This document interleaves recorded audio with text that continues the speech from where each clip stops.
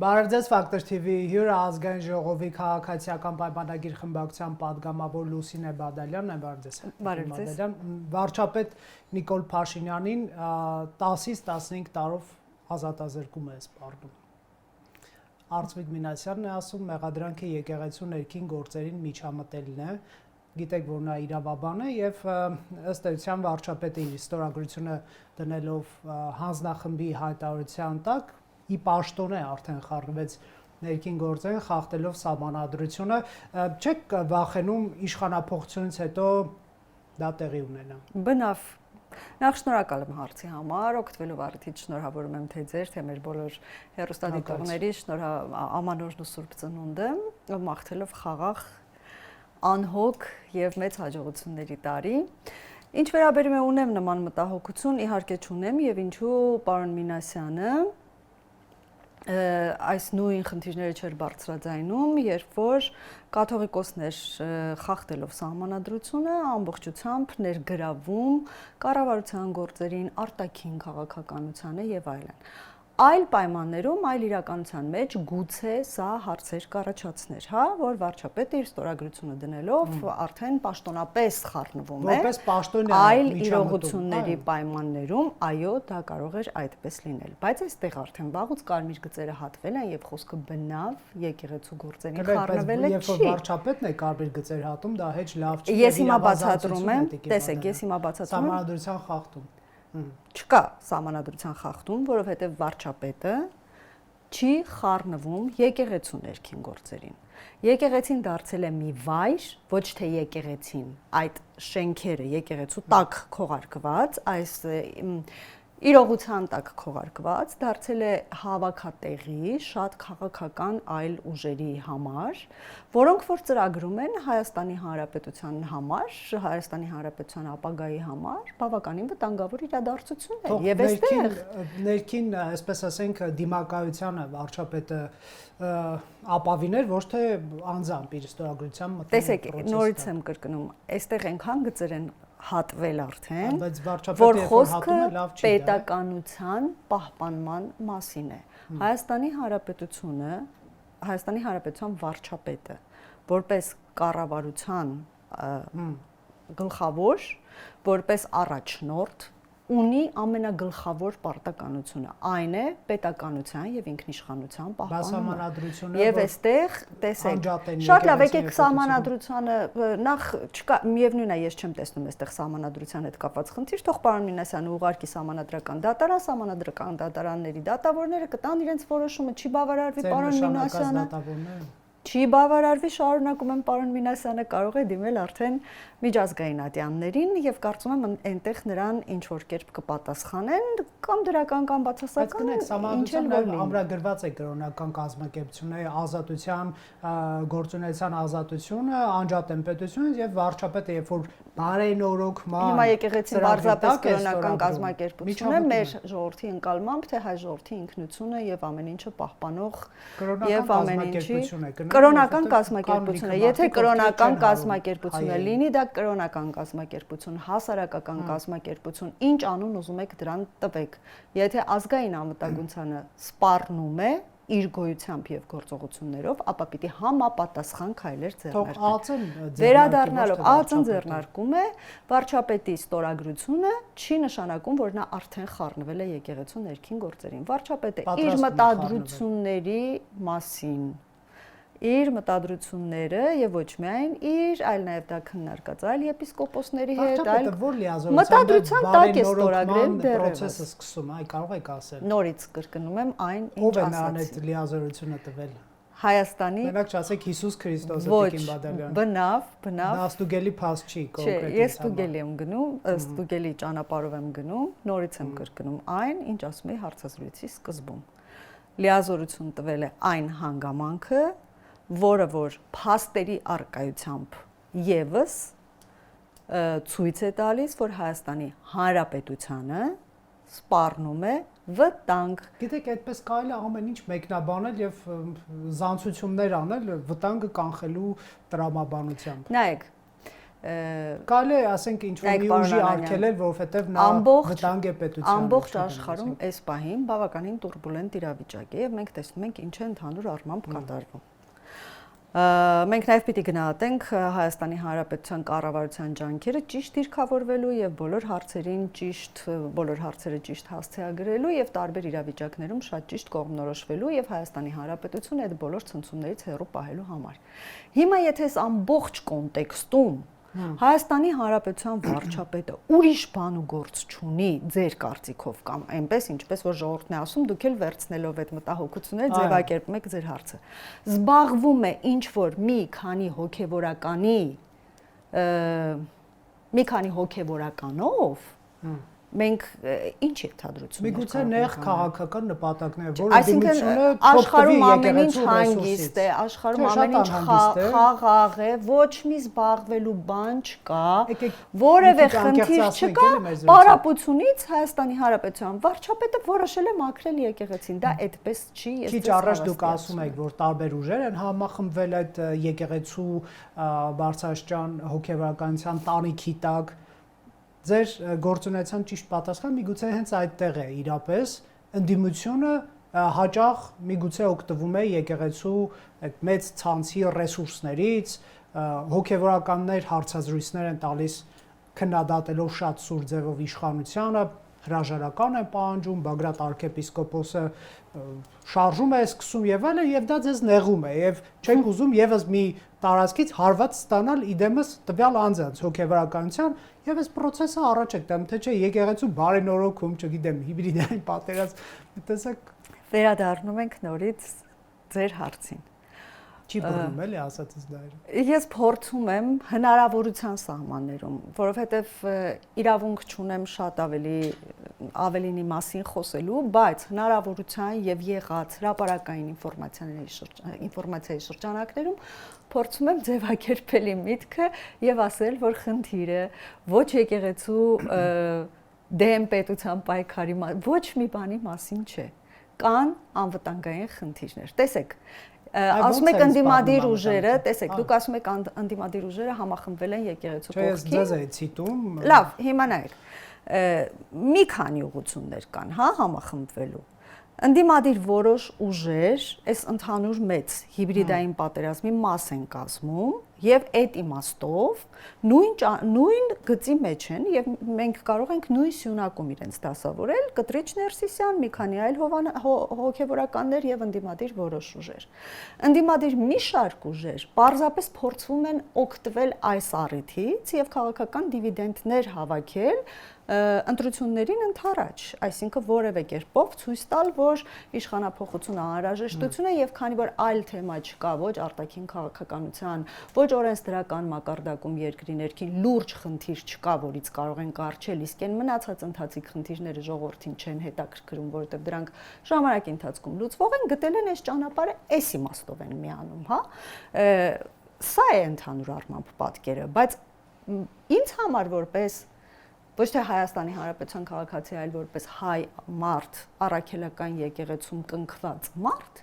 ինձ համար հասկանալի չէ, թե ինչու պիտի կաթողիկոսի գլխավորությամբ հոգևոր դասի որոշ հատված ամբողջությամբ ներխուժված լինի պետական կառավարման համակարգ եւ փորձի այնտեղ անընդհատ սադրանքներ գործել։ Սա եկեղեցու գործը չի։ Ինչ սադրանք պետական համակարգում։ Անընդհատ այդ հրապարակային կոչերը, անընդհատ իշխանազավթման կոչերը, սահմանազատմանը դեմ կոչերը, շատ կոչ է արել։ Տեսեք, կաթողիկոսը չի արել, Միքայել Աջապահյանը արել է ինչի համար այս պահին կալանավայրում է կամ այդ ընթացքի մեջ է մի խոսքով 2 տարվա ազատազրկման դատապարտվեց, սահմանազատման դեմ վեհափարի օրհնությամբ հիշենք, չմոռանանք մի քանի անգամ։ Ասում են հայրենիքից տարածք եք, ընդդիմանում եք ձեր զիջողական քաղաքականության։ Հիմա Քաղաքացին ո՞նց կողմնորոշվի, դուք եք նրանց հետապնդում, թե նրանք ընդդիմանում են պետականական քաղաքականությանը տարածքներ հանձնելու։ Տեսեք, քաղաքացին ամեն մեկը ունեք ձեր մեկնաբանությունը։ Քաղաքացին վաղուց կողմնորոշված է եւ քաղաքացին ունի շատ տարբեր խողովակներ, որով իր մտահոգությունները կարող է հայտնել թե կառավարությանը, թե անձամբ կառավարության ղեկավարին օգտվելով արդից ուզում եմ հիշեցնել եւս մեկ անգամ, որ կառավարության ղեկավար Նիկոլ Փաշինյանը բոլոր քաղաքացիների նամակներին պատասխանում է անձամբ եւ կարդում է բոլոր նամակները, բոլոր, ու պատասխանում է անձամբ։ Եթե անձամբ պատասխանելու իրեն չի վերաբերվում, քաղաքացին ինքը կարող է իրեն մտահոգող հարցերը ուղղել, այլ ոչ թե եկեղեցու միջոցով։ Մեր եկեղեցու վարքագիծը ընդհանուր առմամբ, եթե մենք վերցնենք ժողովրդի ընդդիմադիր մի հատվածի, որ այսպես փորձում է ի հեճուկս այն իրողությունների, որ կուսակրոնության ուխտը խախտված է, որ եզրասը պակ գործակալ է, որ Պուտինը իր հերքելով չի, այսինքն եզրասը կարող է մի բան հերքել եւ ժողովուրդը դրան հավատալ, բայց մի ամբողջ պետության ազգային անվտանգության ծառայություն թուղթ հրապարակել եւ դրան չհավատալ։ Ով է ասում։ Եզրասը։ Իսկ այդ դեպքում եթե կեղծ է այդ թուղթը, հարց ունեմ, որպես հայ հոգևոր հոտի առաջնորդ, ինչու է Պուտինից շքանշան ստանում Ռուսաստանին մատուցած ծառայությունների համար։ Ռուսաստանի թեմի առաջնորդն է։ Դա Ռուսաստանին մատուցած ծառայություն չի։ Ռուսաստանի հայազգի քաղաքացիներին հոգևոր ծառայություն։ Ձևակերպումը նորից է տալիս Ռուսաստանի դաշնությանը մատուցած ծառայությունների համար շքանշանով է պարգևատրվում։ Ուկրաինա գնացող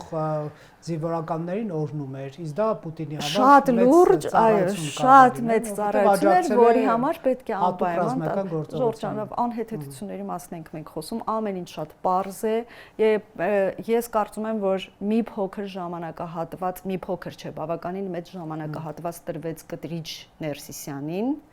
որպեսզի նա հնարավորինս ճիշտ օգտագործելով իր իմաստությունը, իր տարիների փորձը, իր ամբողջ կարդացած, տեսած եւ լսածը օգտվի եւ գտնի մի տարբերակ, ինչպես կարելի է արժանապատիվ հեռանալ, եւ թույլ տալ, որպեսզի հոգեվոր հոտը ինքնուրույն կարողանա օգնել եկեղեցուն որոշ գործակալներից, որոշ խաբեբաներից ազատվելու այդ ամբողջ process-ը եւ ինքը մնար որպես բարձր կլինեին էլի մարդիկ, որոնք կվիրավորեին, բայց կլինեին մարդիկ, որոնք կհարգեին եւ կշարունակեին։ Չի ստացվում դուք նրան տեղ չեք տվել նահանջի, այսպես արժանապատվության պատին դեմ տված, մենք տվել ենք։ Լիքը մեղադրանքներ եք։ Մենք տվել ենք, տեսեք։ Կամ էլ նա հույս ունի, որ 26-ին դուք կիշխանազրկվեք եւ Այս է ուրիշ հարց։ Այսինքն պետք է ժամանակ ձգել, բայց այն առաջին մասն է մինչև արտաքին ուժերի օգնությամբ իշխանափոխություն ամենայն հավանականությամբ իրենց պատկերացմամբ տեղի կունենա 2026-ին եւ իր հեռանալու իշխանությունը հեռանա Տիկին Բադալյան։ Լսեք, մի բան էի ասում, միտքս կիսատ մնաց, տեսեք։ Այն ամենը ինչ որ խոսում է մեր եկեղեցին հայտարարությունների տեսքով եւ ստատուսների գրառումների ելույթների տեսքով խոսում են եկեղեցուն բոլորս ենք հարում այս կոնկրետ հոգեվոր մի շրջանակին հարող, անդիմադիր հատվածը իրենք մի շատ վտանգավոր բան են անում, որ չեն պատկերացնում։ Եթե իմանայի պատկերացնում են դիտմամբ են անում, դա ուրիշ բան։ Իրենց խոսույթը համապատասխանում է գաղութին, ոչ թե անկախություն եւ պետականություն ունեցող երկրին, որովհետեւ Հայաստանի Հանրապետության քաղաքացու մասին պետությունը հոգ է տանում։ Եկեղեցին պիտի հոգ տանի հայ ժողովրդի, համայն հայ ժողովրդի հոգեվոր եւ արժերբանական խնդիրների մասին։ Մնացած բոլոր խնդիրների մասին պետությունը հոգ է տանում, բայց երբ որ դու լսում ես այդ մարդկանց, այնպեսի տպավորություն է, որ մենք չունենք պետություն, արդեն չունենք ոչ մի բան, եւ եկեղեցին իր վրա է վերցրել հայ ժողովրդին հայ պահելու, որովհետեւ ապազգային իշխանություն է, որը պայքարում է հայ ինքնության դեմ, եկեղեցու դեմ, արցախցիների դեմ, Արցախը հանձնել է, տարածքները զիջել է, պատերազմում դավաճանաբար պարտվել է եւ մնացել է եկեղեցին, որը լինելով ազգային կառույց պահում է հային հայ։ Լինելով պատմաբան, ես ամբողջ համաշխարհային պատմության մեջ չեմ հիշում որևիցե դեպք, երբ որ պարտվող կողմը ամբողջությամբ ընդունի, որ իր ռեսուրսները չբավարարեցին պատերազմում հաղթելու համար։ Միշտ էլ նման խոսակցություններ լինում են, միշտ էլ նման իրավիճակներ լինում են։ Եվ երբ որ դուք ձեր այն հարցը, որը ես չստացվի, որ դիտմամբ շրջանցեցի, ասում եք դուք եք դրել այսպես արժանապատվության, պատին ենք ստորացնում եք մարդուն, ստորացնում ենք, գիտեք, ստորանալով հեռանկարի։ Մենք խոսում ենք երկու հասարակ մահկանացուի մասին, չէ՞։ Մենք բոլորս adekvat մարդիկ ենք եւ շատ լավ հասկանում ենք, որ որևէ մեկը երկնքից չի իջել եւ սուրբ չէ։ Ուղղակի որոշ մարդիկ ունեն պաշտոններ, որոշ մարդիկ ավելի խելացի են, որոշ մարդիկ ավելի խորագետ են եւ այլն, այդ տարբերություններ են, բայց բոլորս մահկանացուներ են։ Ասում եմ, Նիկոլ Փաշինյանին 7 տարի է արդեն մի ամբողջ ժողովուրդ գամել է պատին եւ աշխարհի բոլոր հնարավոր եւ անհնարին մեղադրանքները առաջադրում է։ Ես առաջարկում եմ համեմատության մեջ մտցնել Կտրիչ Ներսիսյան քաղաքացու եւ Նիկոլ Փաշինյան քաղաքացու վարքագիծը այդ պայմաններում։ Ընդ որում հարվածների քանակը եւ ուժգնությունը անհամեմատելի են։ Անհամեմատելի։ Բայց դուք պետական ռեսուրս ունեք։ Պետական ռեսուրսը որևէ կերպ չի խառնվում նմանատիպ հարցերի։ ԱԾ-ի աշխատակիցը երբ որ քահանային ասել էր Զեղչիր կաթողիկոսյանն, նա չի խառնվել։ Ես էլի եմ ասում, այստեղ ընդդիմադիր դաշտը մի այլ վտանգավոր ուղղությամբ է գնում, քանի որ մենք տվել էինք այդ ժամանակը արժանապատիվ հեռանալու եւ կարծում եմ դեռ կա հնարավորություն որևէ կերպ արժանապատիվ հեռանալու կամ հարցեր կարգավորելու, ԱԾ-ի աշխատակիցներին պետք չի ստիպել կրկին որոշ ինֆորմացիաներ հրապարակայնացնել։ Իհարկե ԱԱԾ-ի աշխատակիցներին ստիպել չստիպելով չի, նրանք հրապարակում են այն ժամանակ, երբ որ դա ավելի քիչ վտանգավոր է Հայաստանի Հանրապետության համար։ ԿՊ Վերնախավին պետք է ասեք, որ ԱԱԾ աշխատակիցներին չստիպեն ինչ-որ բաներ անել, այդ թվում ԱԱԾ աշխատակիցներին որևէ մեկը որևէ բան չի ստիպում, ԱԱԾ աշխատակիցները ունեն մեկ խնդիր, ազգային անվտանգությունն է, եւ եթե որևէ էլեմենտ, ով ուզում է դա լինի,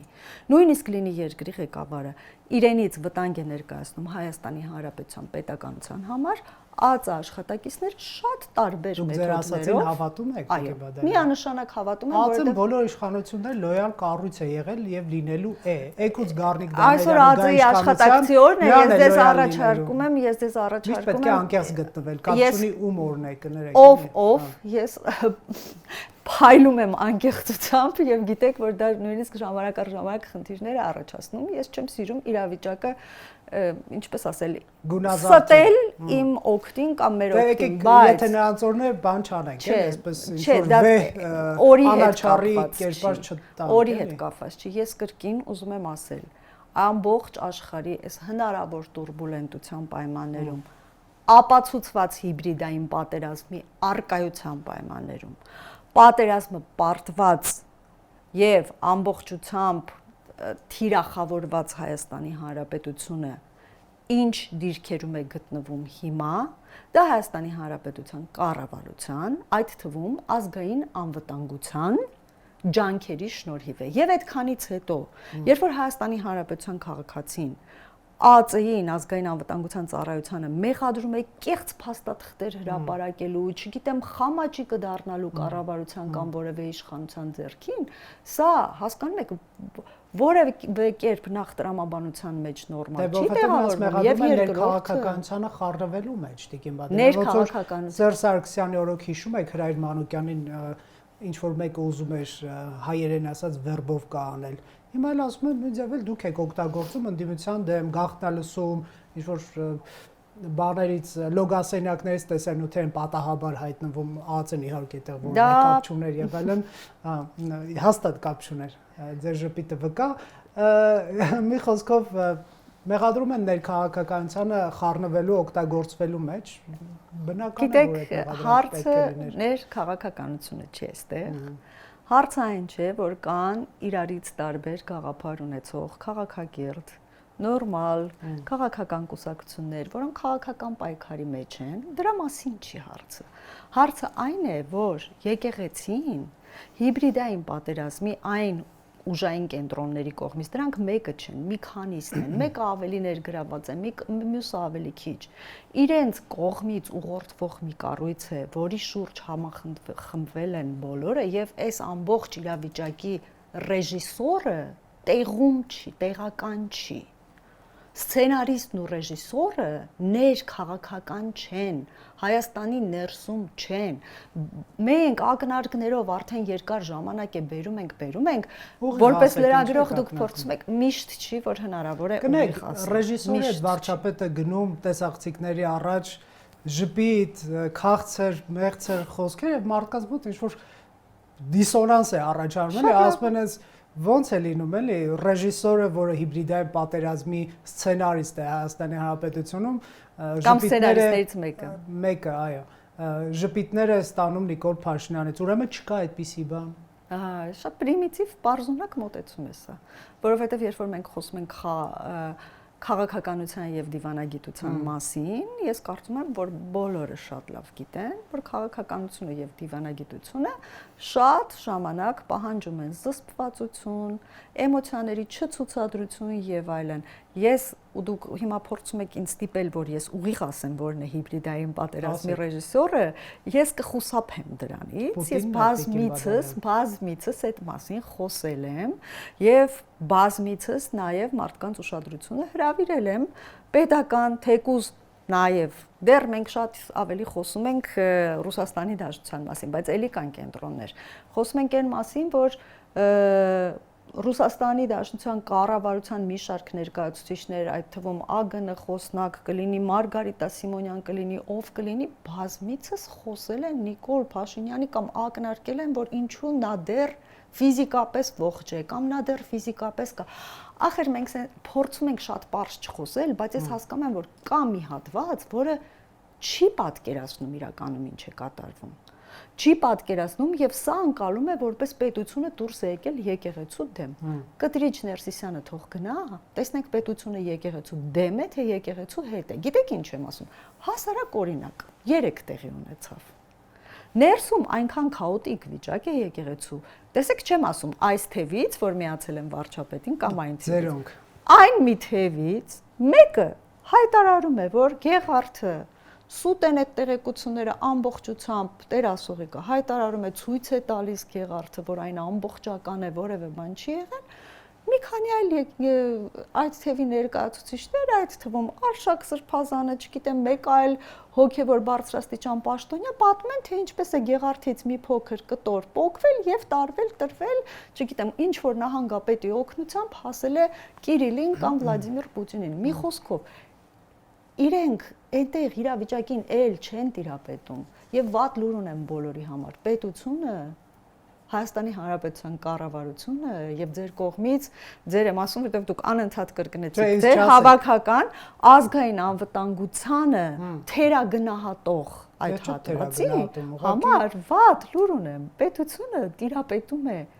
այնպիսի ինֆորմացիաների, որ դրանք ուղղակի կարիք չկա։ Իմ ասացի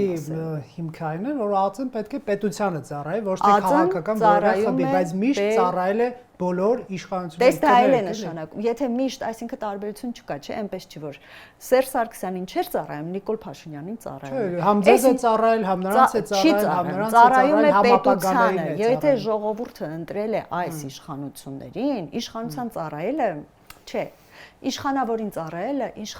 իշխանավորի քմահաճույքով ԱԾ-ն ինչ որ մի բան անի իր անձնական կարիքների համար։ Սա կլինի իհարկե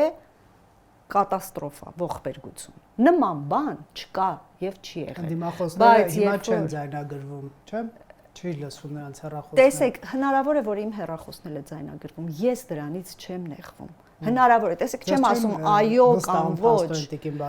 Ես չեմ ասում այո կամ ոչ, լավ է, վատ է։ Ես խոսում եմ այն մասին, որ երբ որ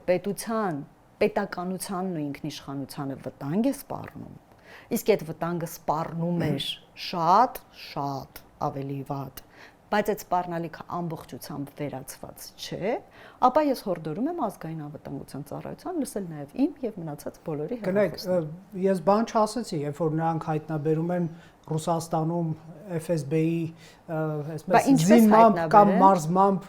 գործող խմբի ենթադրաբար իսկ ինչպես հայտնաբերեն դուք ինչ ի վերջո կարող եք ձեր ես ուզում եմ որ ժողովուրդը որովհետև դա պետության դեմ այնքան բան է հայտնաբերել բայց ներքաղաքականության մեջ չարժի էլի այսպես բայց օգտագործվում են ներքաղաքական երևույթները մարդիկ որպեսի այդ նպատակը իրականություն դարձվի ես ուզում եմ որպեսի թե մեր լրագրողները եւ թե մեր ժողովուրդը իրենց ցանկությունը հստակ ձևակերպեն հստակ ինչ են իրենք ուզում ուզում են որ որևէ բան չգաղտնալսվի պետական ֆունկցիա է գաղտնալսելով հայտնաբերել պետությանը սպառնացող վտանգ պետական ֆունկցիա հայտնաբերել են բարբերաբար դրանց մասին մի քիչ ուշացած հայտնել եկեղեցու հոգևորականին են գնում ասում զեղչիր Գարեգին Բ-ի անունը դա պետական ֆունկցիա չի դա կուսակցական ֆունկցիա է կներել Դե այս հարցում ես մեկնաբանություններ չունեմ, կարծում եմ բոլորը շատ մեկնաբանել են եւ կարծում եմ որ այնուամենայնիվ բոլոր կառույցները եւ բոլոր գերատեսչությունները շատ լավ աշխատում են, շատ լավ կատարում են իրենց աշխատանքը, կարծում եմ որ որոշ ընդդիմադիր հայացքներ ունեցող մարդիկ փորձում են գտնել այնտեղ մի փոքրիկ այսպես սղանցք եւ դրանով ժողովրդին ասել օրինակ սա չի կարելի այ տեսեք ձեզ գաղտնալսում են ես եմ Հայաստանի Հանրապետության ժողովուրդ թող գաղտնալսեն ինձ մնացած բոլորին ինչ հնարավոր է դե հիմա WhatsApp-ով են խոսում որ չգաղտնալսվեն նույն չեմ կարծում որ դա առանձնապես շատ պաշտպանում է բոլորին ես կարծում եմ որ այստեղ միակ հորդորը այն է բոլորին որ հակապետական քայլեր նույնիսկ եթե ատում ես իշխանություններին բայց սիրիչ պետությունդ հակապետական քայլեր մի արեք հանգիստ խոսեք ինչով որ կցանկանաք եւ ինչ արխայեն եք որ 26-ին վերընտրվելու եք եւ չեք դատվելու ոչ եկեղեցու ներքին գործեր միջամտելու ոչ պատերազմում պարտության ոչ զիջումների ոչ Արցախի կորստի ոչ տարածքների օկուպացիաների ոչ դատարանների շրջափակման եւ ոչ այլ ենթադրյալ հանցագործությունների համար, այո։ Ոչ իհարկե, որովհետեւ նախ առաջին հերթին հանգիստ չեմ ընտրվելու ենք թե չենք ընտրվելու մեկ, որովհետեւ նույնիսկ եթե մենք ընտրվենք, շատ կարեւոր է թե ուրիշ ովքեր են ընտրվելու։ Այսօրվա ընդդիմությունը պարզ չի ովքեր են։ Դա լավ չի, որովհետեւ լավ կլիներ, եթե ազգային ժողովում լիներ, չեմ ասում իրենք ընդհանրապես չլինեին, բայց բազմազանություն լիներ։ Լիներ բազմազանություն եւ լիներ կառուցողական եւ թեմաներին վերաբերող քննարկումներ, որովհետեւ Հայաստանի Հանրապետությունը մուտք է գործում միանգամայն այլ փուլ այս պահից սկսած եւ մասնագիտական, ինչպես նաեւ քաղաքական ճիշտ քննարկումների, կառուցողական քննարկումների կարիք շատ կա, այսինքն մենք աննախադեպ փուլ ենք մուտք գործում, այնպես որ լավ կլիներ, որ այդպես լիներ։ Մյուս ձեր հարցերը էլի որոնք արխային եք որ չեք դատվելու այս լիքը մեղադրանքներով դա է եզրափակիչ այո որովհետև մենք որևէ օրենք չենք խախտում անկախ նրանից ի հեճուկս բոլոր այն խոսակցություններին մենք օրենք չենք խախտում եւ ամենակարևորը մեր խիղճը հանգիստ է շատ կարևոր է դա Մեր խիղճը հանգիստ է, անկախ նրանից ով մեզ ինչպես է վերաբերվում, ինչպես է թիրախավորում կամ վիրավորում, մեր խիղճը հանգիստ է, որ մենք Հայաստանի Հանրապետությունը անհանգիստ լինելու վերաբերյալ թեզեր տանձնես, բայց եկեք ավարտենք։ Չկա, այդպիսի բան իրականում չկա, որ մենք կարողացել ենք ծնկում է եւ զոհերի համար է ներողություն դա շատ մեծ ցավ է, չէ, դա շատ մեծ ցավ է, շատ մեծ ցավ է, բայց ես ասում եմ ինչի համար է խիղճը հանգիստ չի ասում ամեն ինչի համար Կան բաներ, որոնք այո տանջում են մեզ գիշեր ցերեկ։ Մեր խիղճը հանգիստ է այն իմաստով, որ մենք կարողացել ենք Հայաստանի Հանրապետությունը հանել մի ճաշճից, մեծ հեռանկարներ բացել Հայաստանի Հանրապետության առաջ, անկախ նրանից նույնիսկ եթե մենք չվերընտրվենք, մենք արդեն այնպես ենք հիմքերը դրել, որ մեկ այլ իշխանություն, եթե գրագետ դրան մոտենա, ինքը կարող է Հայաստանի Հանրապետության համար շատ լուրջ ապագա ստեղծել։ Շնորհակալ եմ։ Դրել ենք անվտանգության բարձիկներ, մեր խիղճը այդ մասով է հանգիստ։ Կհետևենք։ Շնորհակալություն։ Factor TV-ում հյուրընկալել ենք Լուսինե Բադալյանին։